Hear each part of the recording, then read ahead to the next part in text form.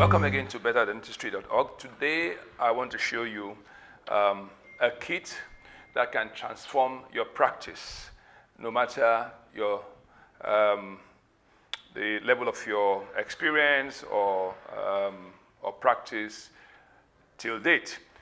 This is a kit designed by a group in Germany. It's called Champions. Champions Implants is an attempt by the founder, Armin, to, in his own words, democratize implantology. That is, get this technique across to every dentist, every dental practice, and make it accessible to every patient, accessible and affordable for every patient.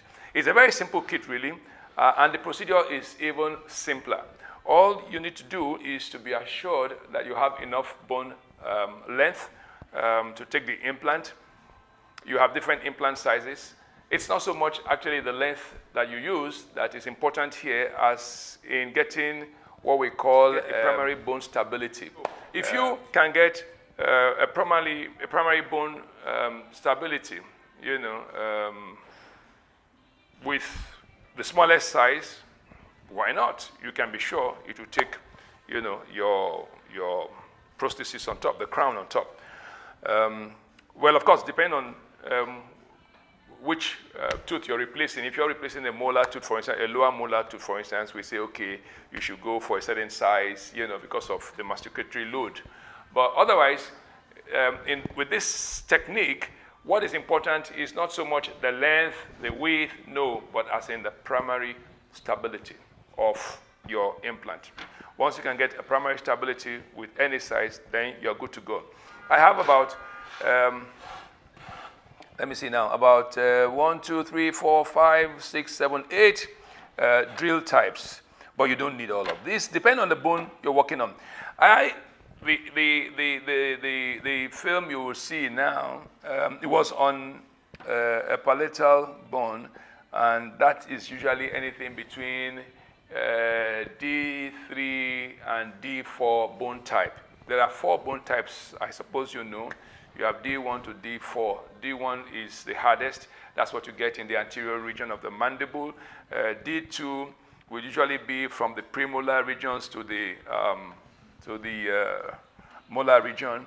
D3 is more the upper molar region. D4, yes, the upper molar region.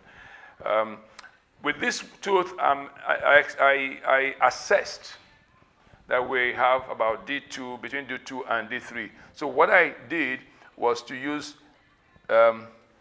this drill bit, this was the first one I used. I worked to length. I determined that I was going to 10 millimeters, so I worked to length. And then I went to the next size, and I also worked to length there. And from that, I went straight to my condensers. Now, that's the beauty of this technique.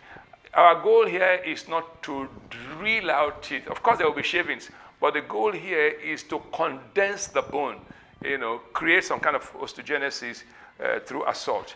So we use the smallest condenser. I use the smallest condenser. I could go all the way to the desired length, and then I use the next size, which is a size 3. I also could go up to the desired length, and right after that, I took my implant and I inserted it. Job done.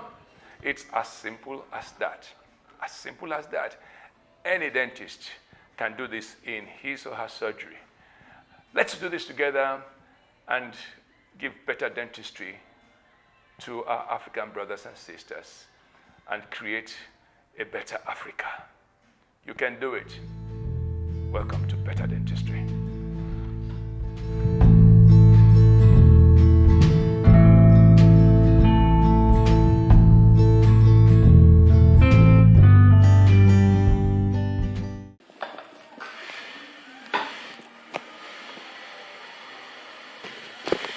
Okay, and we drill to the height we want, the length, depth we want, and then we do the bone cavity check to be sure that we are still in bone sinus. Okay, so we're good. Condensers. We try with the condenser. so first try manually.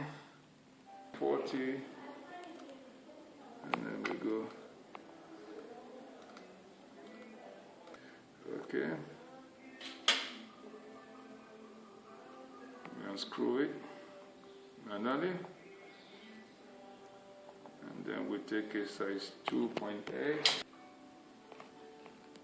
3.0.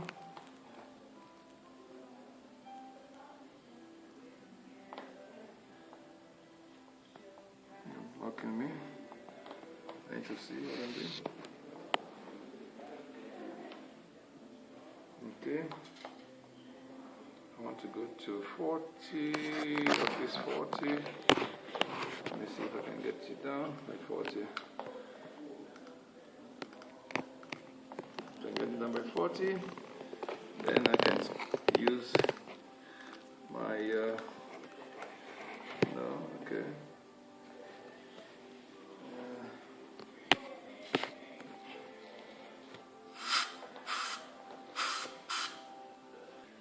Okay.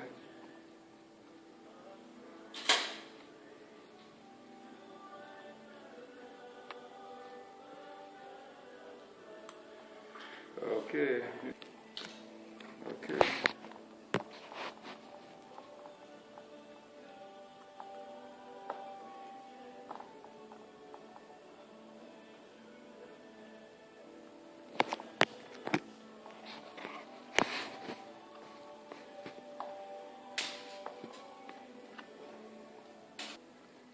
It's understandable. So, and then we screw this in. We'll go to 60, we'll go to 60. Full pin? No. Okay. The height from your stuff is not so much anyway, so let's take an x-ray to see. If it is not, then we'll bring it out and take it a little deeper.